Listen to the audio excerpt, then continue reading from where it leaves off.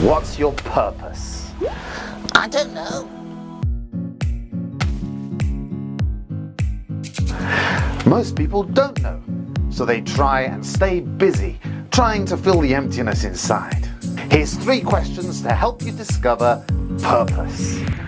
What can't you stop talking about? If I asked you questions about this subject, you'd talk about it, proving you're passionate about it. What do you love? Is it helping the poor, campaigning about world climate, drawing art portraits?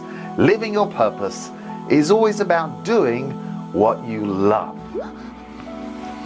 I'm looking for my purpose. What do you want to change? Maybe it's injustice or saving the environment.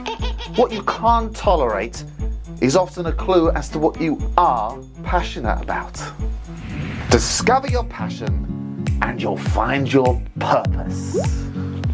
I found my purpose. That's a full voice, not a purpose.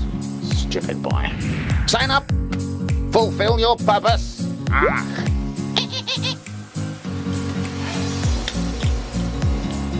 What was that?